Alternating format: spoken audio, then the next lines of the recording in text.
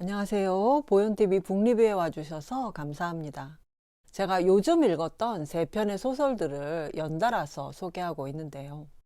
지난번에 소개한 정지아 작가의 아버지의 해방일지에 이어서 오늘은 신경숙 작가의 장편 소설 아버지에게 갔었어를 소개하겠습니다. 이 아버지에게 갔었어 역시 작가의 아버지를 그대로 쓴 것 같은 이야기인데요. 아버지의 넷째 자식이자 맏딸인 작가가 화자로 등장하는데 유명 작가인 화자는 자신의 잘못으로 인해 눈앞에서 딸을 잃은 사람으로 묘사됩니다.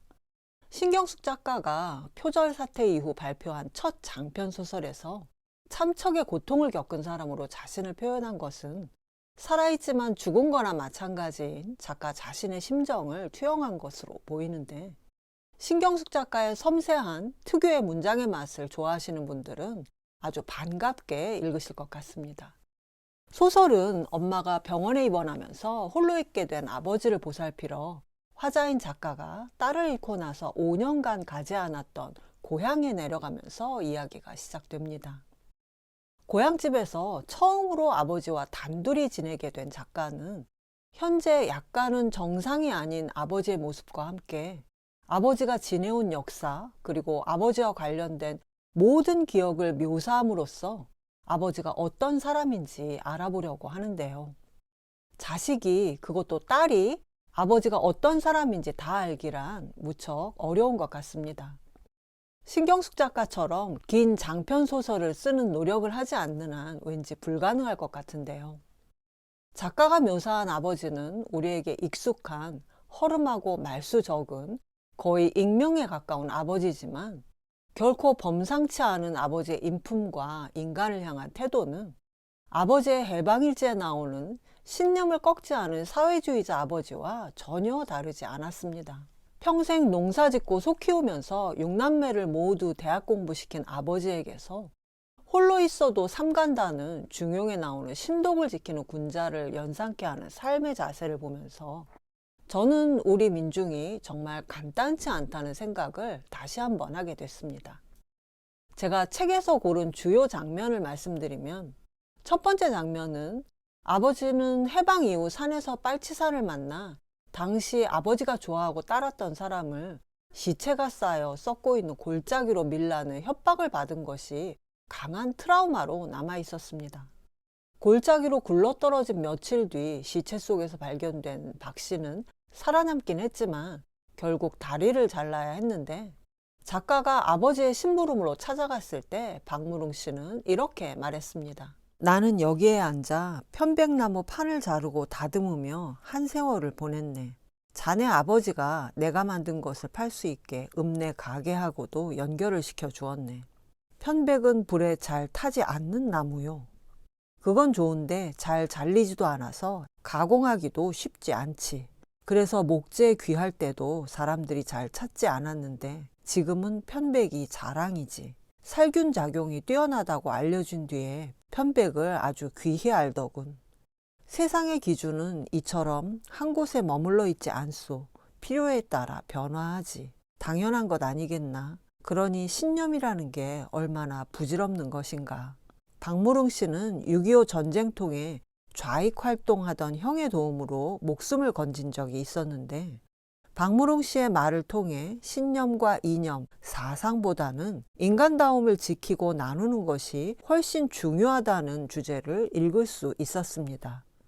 여기 나오는 아버지는 비록 어려서 부모님을 잃고 학교도 다니지 못했지만 얼마나 현명하냐면, 다리를 잃은 박무릉 씨에게 편백나무 일을 소개한 데서도 알 수 있지만, 아버지가 덩치는 산만큼 크지만 귀가 어둡고 셈도 못했던 청년 웅이를 가르친 장면은 무척 인상 깊어서 제가 가장 좋아한 장면입니다. 아버지는 한때 소를 길렀는데 할머니의 손에 이끌려온 누구의 말도 듣지 않던 웅이에게 웅이의 송아지라는 글씨를 스케치북에 반복해서 쓰게 하고 주문처럼 외우게 했습니다. 웅이가 외워서 웅이의 송아지를 쓸 수 있게 되자 이번에는 대패질한 나무판에 그 글자를 직접 쓰게 했고, 끌로 글자를 판 다음 먹물을 들여서 노끈을 달아 웅이가 직접 송아지의 목에 걸게 했습니다. 그리고 나서 웅이에게 목청껏 웅이의 송아지를 외치게 하자 신기하게도 웅이는 아버지를 따라 사료를 챙기고 여물을 만들고 소똥을 치우게 됐는데요. 물론 아버지가 이렇게 한 것은 전쟁통에 웅이 집에 진 빚을 갚기 위한 것이었지만 빚을 갚으려는 마음도 인간적이고 아름다운 것이고 무엇보다 아버지의 방법이 가족과도 소통이 어려웠던 한 청년의 마음을 움직인 점이 무척 감동적이었습니다. 그런데 우리 강토 곳곳을 지키며 살아온 작품 속 아버지와 같은 이름 없는 익명의 군자들의 내력이 이 책에 나와 있어서 그 부분도 아주 강렬하게 다가왔습니다. 주인공의 일가가 책에는 제이시로 나오는 전라북도 정읍에 정착하게 된 내력은 동학군이 패하고 나라도 뺏기고 사람들이 기댈 데 없던 그 시절에 차천자라는 사람이 정읍 이반면 대흥리에 보천교를 세우자 전국에서 구름처럼 사람들이 모여들었는데 그때 주인공의 증조할아버지도 차천자를 흠모해 따라왔다고 합니다. 그 당시 사람들 마음속에 이미 천자로 등극했던 차천자, 차경석은 증상교를 세운 강일순의 제자였고 강일순이 죽은 이후 차천자의 보천교는 한때 600만 신도를 내세울 만큼 세력을 떨쳤다고 합니다. 강일순은 동학농민전쟁 직후에 증상교를 세웠는데 그 강일순의 제자인 차경석이 하필 전봉준과 강일순의 고향인 정읍에 보천교를 세운 것은 매우 의미심장합니다. 증상교는 물론 여기에서 분화된 보천교를 포함한 100여 개가 넘는 민족 종교들은 모두 동학의 뿌리를 둔 한반도 후천개벽 사상의 자장에 포함된 종교들이었는데요. 일본군에 의해 동학도 30만 명이 학살됐지만 억울하게 억눌린 민중의 마음은 그대로 없어지지 않고 보천교에 600만이 됐고 이후에도 우리 역사의 구비마다 솟구쳐 올랐습니다.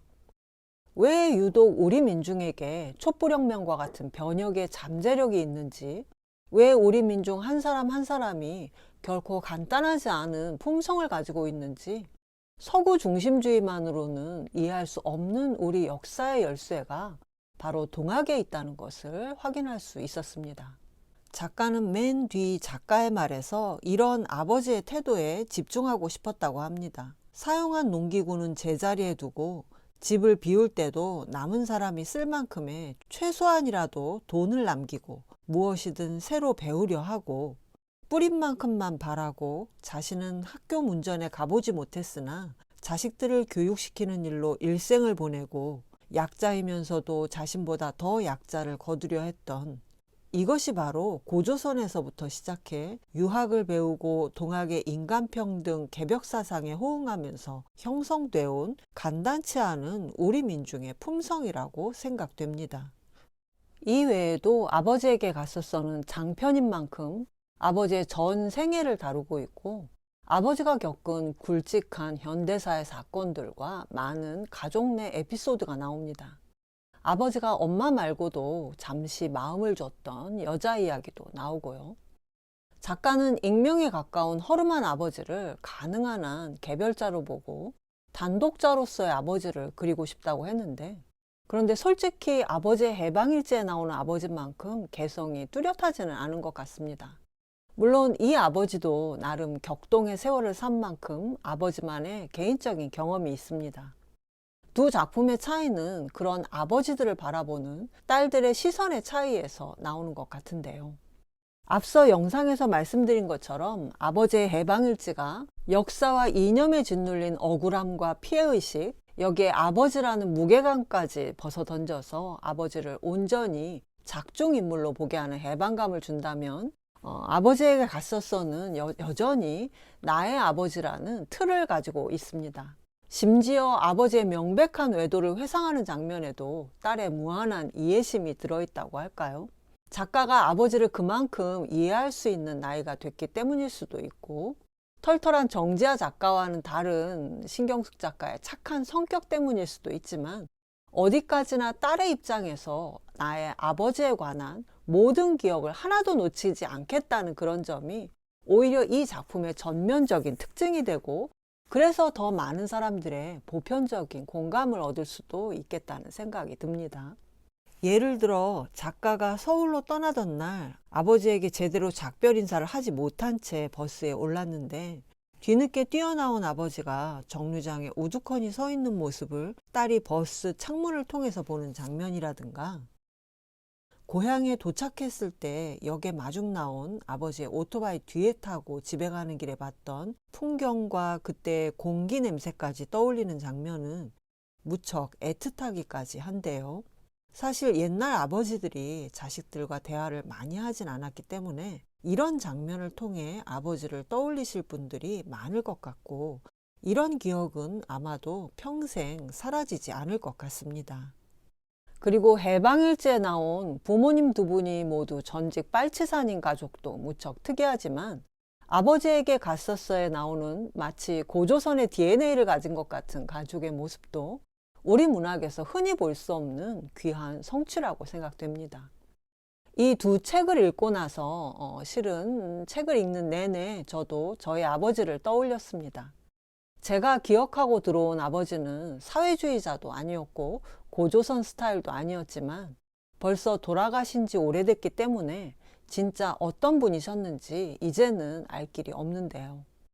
그러나 우리 시대 아버지를 다룬 두 소설, 우리나라를 대표하는 두 중경 작가가 쓴 아버지의 해방일지와 아버지에게 갔었어를 읽고 우리 근대를 살아온 아버지들의 아픔과 상처가 어디에서 비롯됐는가를 짐작해 볼 수 있었습니다.